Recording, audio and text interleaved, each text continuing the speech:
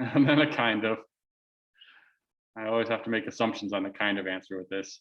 Yes, I'm ready. No, I'm not. I'm going to always assume kind of is like, I'm physically ready, just mentally not there. That happens. All right, so we're going to talk about how polynomial division can aid in partial fraction decomposition, which can be take a long time in itself. So that we're just adding polynomial division to this. So to do that, we first have to remember how to use polynomial addition. We did this in pre-calc. I believe you also did it in advanced algebra, but it may have been a while. So if you wanted to divide these, like literally divide them out, the x squared minus 1 would go here. The 3x to the fourth plus 1 would go on the inside. But I'm going to have a bunch of stuff in here. You guys remember what's going to go in between there? Don't you still have to put the zeros like with the exponents? Exactly right. You need some placeholders because I've got 3x to the fourths.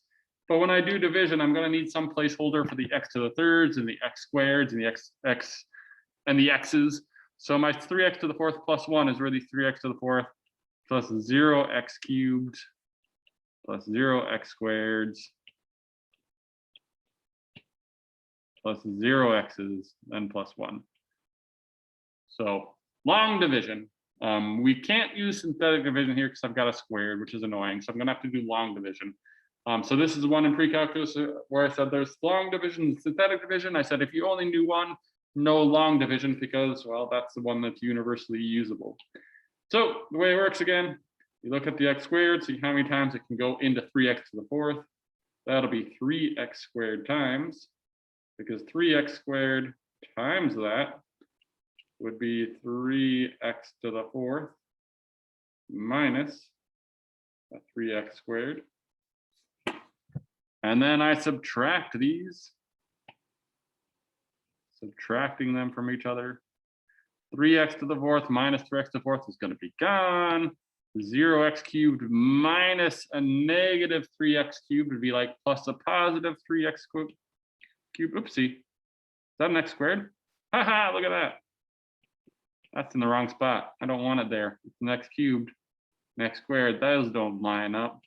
This is a unique one. This is going to go over here, right? Making sure you line up your exponents. The whole point of having those zeros up at the top was so that I could line up my exponents appropriately. Here I didn't have anything there, which is fine. So then when I subtract them, this will be 0, right? And 3x to the fourth minus 3x to the fourth is 0. 0x cubed minus nothing is still 0. 0 minus negative 3, that'll be a positive 3. So I end up with 3x squareds. Drop down my next terms. I'll bet you I'll need both of them.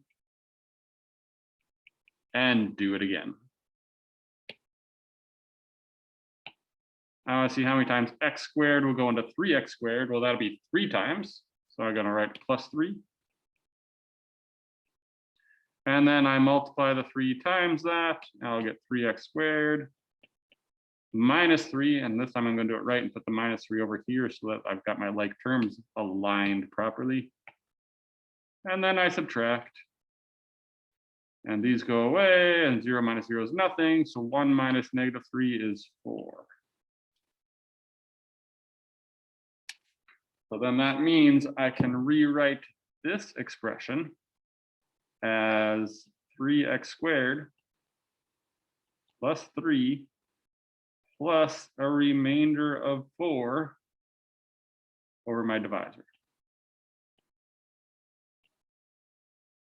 This is something we learned back in pre-calc, taking something like that, using long division to rewrite it into something like this. They are equivalent. Again, they just look different, but they're the exact same thing. So, been a while since we did that. Let's just check easy to hard, because it's been a while, I don't know. Easy, 1, I remember it. I definitely can do that stuff without a problem. 3, it's okay. 5, I forgot some of this stuff. Oh, some 3s, 4s, and 5s, okay. With 4s and 5s, it might be beneficial to practice that a little bit more before we move on. So I'm just going to ask, would doing another problem be helpful to you? So yes, do one more, because I think a little bit more would be helpful. No, I don't need one more. Okay, lots of yeses. All right, we'll definitely do another problem. I'll just make one up and we'll do one. Next question, on your own or together? So let's have yes be on my own. I want to try it on my own to see if I can do it. No being I want to do another one together. We'll do another one, but yes, you want to try it on your own. No, you'd rather do it together. All right, mostly no's. Okay, that's fine. Let's give another one a shot. So it's been a while. So this is definitely a skill we're going to want to have down. So let's make one up. I'll do it right here. Make it small. Let's actually talk about when we need to use it. I think I might as well do that.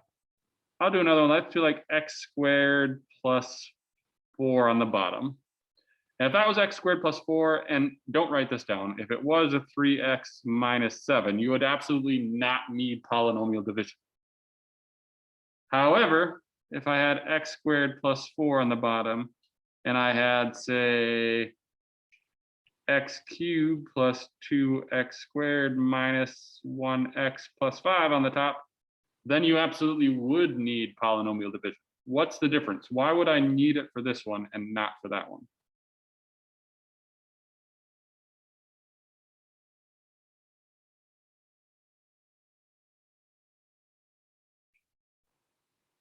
I'll give you a hint then.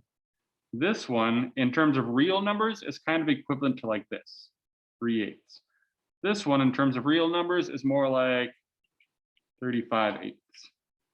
Why would I need division for this one, but not for that one?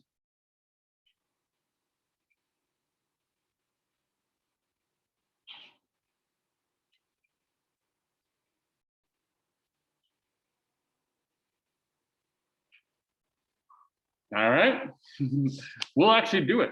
Ignore this stuff for now. Let's do this one. If I wanted to divide these, you literally could. You would do 8 and the 35 here. You'd say 8 would go into 35 4 times. 8 times 4 is 32. You'd subtract, you have 3 left over. That's your remainder. So you say, hey, that thing I can write as 4 and 3/8 left over, right? This one can be rewritten like that. If you tried that with this one, you'd say, all right, here's an 8, there's a 3. You're gonna be like, oh, they can go into there no times. So then I have a 3 for my remainder. So you're like, I can write this as 0 and 3/8, right? You probably wouldn't do that. That seems dumb. This one, you might find it useful. You could do it. What's the difference? That numerator was bigger than the denominator, so that you could rewrite it as a number and a fraction. Here, if the numerator has a higher power than the denominator, you can rewrite it as some number with some fractional left over. If the numerator is smaller on top, like this one compared to that one, then you can't really rewrite it as a number with something left over, because all you've got is the leftover, right? There's nothing left to have. So we really only need polynomial division when the numerator is larger than the denominator, because then you have something with something left over. Same thing with polynomials. When the numerator has a higher power, you can divide them, you'll have something with something left over. So let's actually try that bottom one, because that might be useful. We'll divide this one out. So you divide it just like we divided those fractions with the 8s. You're going to put the x squared plus 4 on the outside. On the inside, we're going to have an x cubed plus a 2x squared minus a 1x plus a 5. No need for placeholders, because I've got all of, right? I've got cubed, squared, to the 1 power, to the constant. I've got all of those, so I don't need a placeholder. All I need to do is plug these things in. So somebody actually unmute themselves and speak up. What am I going to have to put here? X. X. I'm going to want to put an x there, because x times x squared will get me x cubed, and those will go away. So when I do that, x times all of that would be x cubed, x times the 4 would be plus 4x. Ooh, wait, yep, plus 4x. But I don't want to put the plus 4x here because then those don't line up. I'm like, that's not the place I want to put the plus 4x. I want to put the plus 4x with my other x's. So I'm going to put it here. Then we do some subtraction. X cubed minus x cubed, gone. 2x squared minus nothing is still 2x squared. So I put a 2x squared here. Negative 1x minus 4 more x's. Well, negative 1 minus 4 more, that's negative 5. That'd be minus 5x. And then we do it again. What number is going to have to go here?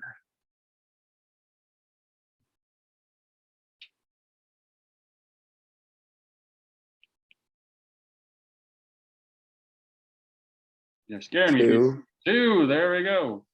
I want to put a plus 2 there. I want to put a plus 2 because when I take 2 times x squared, I'm going to get 2x squared. And those are going to go away, which makes me happy. Yay.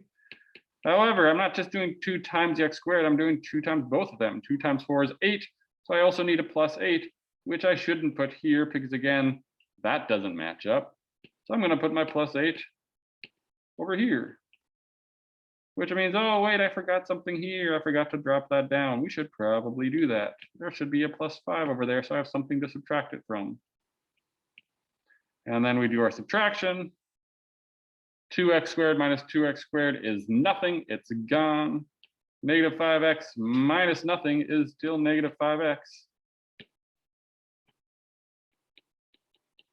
And 5 minus 8 is negative 3. So negative 5x minus 3. Then I look at it and say, hey, I would like to keep going, but I can't. I have to stop because there's nothing I can put here. No whole numbers to get an x, right? I'm too big. X squared is too big. I'm done. That is my remainder. That's my remainder. So my final answer would be I can rewrite this thing. Ooh, that's sick. That's fine.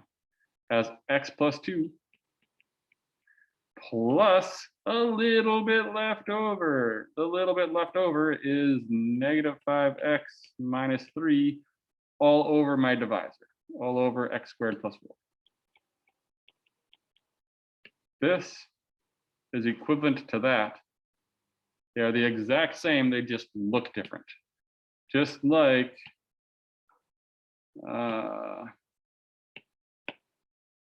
35/8 is the exact same thing as 4 plus 3/8 left over, right? Those are the same thing, just different ways of writing them, and we can use the division to rewrite them. All right. Some people would put wouldn't have a remainder of negative 2. Did I mess something up earlier? Was that this other one? Did I mess up that remainder? Oh, no, because this was 1 minus a negative 3. Minusing a negative is like plus a positive.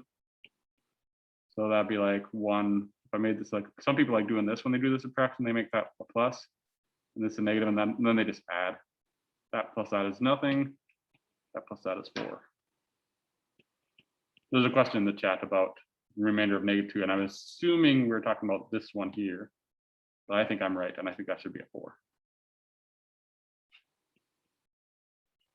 All right. There's that stuff. Now, how are we feeling about polynomial division? Let me get my pull out. So easy to hard. How is polynomial division feeling now? It could still be hard. That's fine. If it's still hard, I should talk more about it or something differently about it rather than just doing it again and again. I could talk about this in different ways. All right, so now people know there's more 2s now, more 2s and 3s. Okay, people seem to be feeling better about it. Maybe just doing it twice helped. Yes or no, if I gave you one to do on your own. I'm not going to, well, I'm probably not going to, but if I did, Yes, I feel I could find the answer on my own. No, I don't. Kind of, I think I can.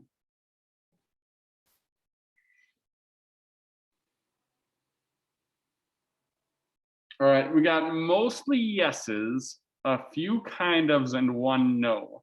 What I would typically advise for that is if you're a kind of, you should probably try one on your own to make sure. If you're a no, you should probably stay after class and say, Mr. Anderson, the way you taught it was horrible for my brain. It didn't like it. Can you teach me in another way? And I can probably teach you in another way. The yeses, you're probably good to go. I don't know if you need to do it again. But let's just find out. I'm going to just ask you guys, do you think it would be a good idea for you personally to try one on your own just to make sure you got this down? So yes, I think it'd be a good idea for me to try one on my own. No, I don't think I need to do that. Kind of, it wouldn't hurt.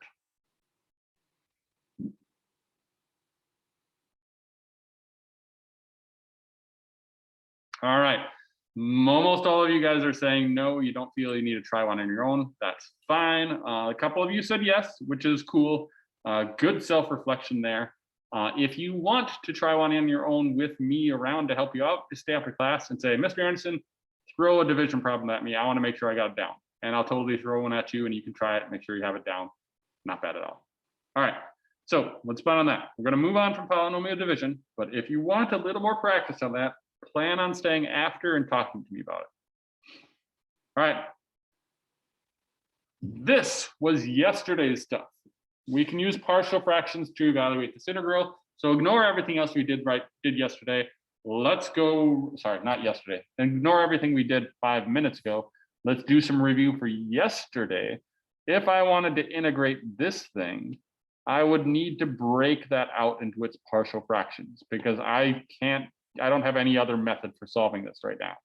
So if I wanted to break that into its partial fractions, I could break this into the integral of two separate fractions.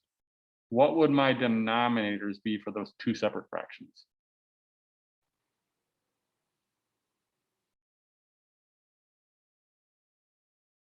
X plus 1 and x minus 1. Perfect. X plus 1 and x minus 1. And again, because that factors into x, right? X squared minus 1, that factors into x plus 1 and x minus 1. And each factor will be one of the new parts of the denominators. Unfortunately, right now, I don't know what's on top and bottom, so I'll just have to put an A and a B. There's some numbers A and B, and we just got to figure out what they are. So yesterday we learned that to do this, the easiest thing would be to ignore these things for now and just rewrite it. So we'll pretend they aren't there. We're annoyed by these denominators, so we can clear the denominators by multiplying both by x plus 1 and by x minus 1.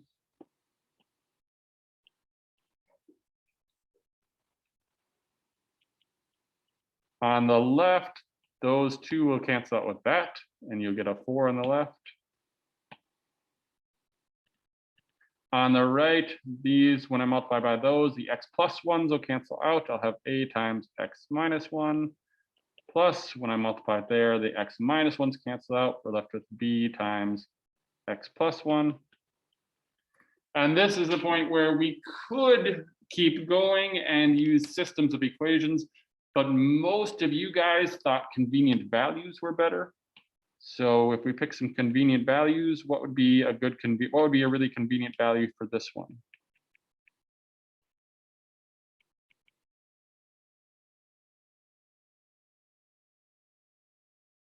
What would be a good value for x if I wanted to find a and b? 1.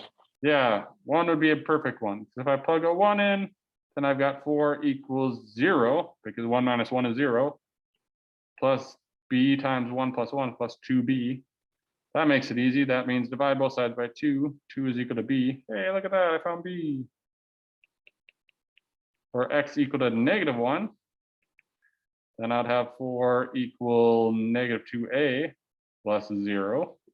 And so then negative 2 is equal to a. I'm like, oh, I found a. And now that I found a and b, I can rewrite this. I like doing it off to the space, off to the side, and say, hey, this integral that I was trying to find, I can now rewrite that as the integral of two different fractions. A over x plus 1. So -2 over x plus 1 plus b over x minus 1. So 2 over x minus 1 dx. And then we can use the fact that we've got fractions. This will be natural logs. So that'll be, let's see here, -2 natural log of x plus 1 plus 2 natural log of x minus 1 plus some c. I'm getting lazy with my handwriting here. And then we talked about combining those all together. I'm just double checking. I'm going to try combining these all together once, and I'm just going to check if you're okay with this. That'll end up being the natural log of x minus 1 squared on top, x plus 1 squared on bottom, plus some c. There's my final answer. We got it. I'm going to check several things on this just to see where we're feeling with yesterday's stuff. I'm going to start with that last move because that's the one I'm probably most concerned about. Hold on. I'm going to fix my laziness here. This step from there to there, I did it in one step. I'll often, when I'm teaching it, do it in two. Are you okay with doing that in one step? So yes, that was fine. Keep going. No, you should do that in more than one step. That was a big jump. I did not like it.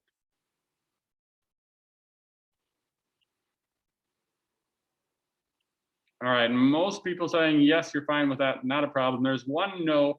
Again, the one no, if you like, stay after class, I can definitely show you how to do that in one step. If you like doing it in multiple steps, I can show you multiple steps, not a problem. But in the sake of saving time, I'm not going to go over it now. So if you want to see that in multiple steps, stay after class, say, Mr. Anderson, do that in multiple steps. I'll do it for you. For right now, I'm going to keep going. All right, just this part of it, just the algebra part of it. I want you to rank that part easy to hard. So I'm just made that ugly, that's fine. So just the algebra part about it, easy to hard of partial fractions. How easy to hard is it to find those partial fractions? All right, 1s, 2s, and 3s. Excellent, it's a good place to be. Next question, just the calculus part. Just this part right here. Easy to hard for the calculus part of that. Here it comes, taking me forever. There it is, there's Paul. Hey, look at that, my daughters were watching YouTube. Troom, fun. All right, sorry. Calculus part, people are saying 3s. All right, nice, not a problem. Okay, good. Then, we're finally ready for today's stuff. Today's stuff puts all of that together. Today's stuff is going to ask you to integrate something like this. Right there. Well, if you integrate it, the first thing you can do is rewrite it like this. And the second thing you can do is integrate that. You will notice this remainder portion right there is not accidental that we did this. I already made you do that part off to the side because I didn't want to do it all together. So if I asked you to find the integral of something like this, the first thing you do is do polynomial long division to get to this. And then the second thing you do would be you would integrate it. The integration of that, the integral of this would equal the antiderivative of that, which would be x cubed, plus the antiderivative of that, 3x, plus the antiderivative of that, which required partial fractions, but we just did that, and we got this number right there. Let's see here. The natural log of x minus 1 is on top, right? Yep. Squared over x plus 1 squared plus some c. There is my final answer for the whole thing, right? So polynomial long division can be useful for breaking down a fraction into a main part plus some remainder. You can find the antiderivative of the main part pretty easily. And then you can find the antiderivative of the remainder using partial fractions. And then you have your plus c, and you got your answer. That's what you're going to be asked to do today. That's why I'm only asking 2 problems. It's kind of a long drawn out process. You got to do that part. You got to do that part. And then you got to put it all together. Oh, this is what we just did. If you want to have it in your notes, I just did all that stuff right here. I could copy this. Let's see. Maybe I could just drag it. I wonder if I can drag it that far. Oh, I can. Look at that.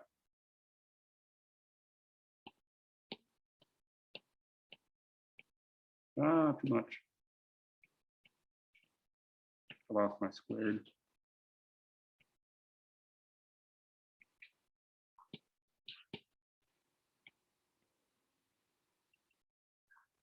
All right.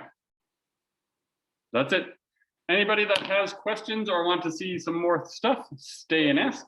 Everybody else, you've got the next 25 minutes to do 2 problems. Should be able to do it. See you tomorrow.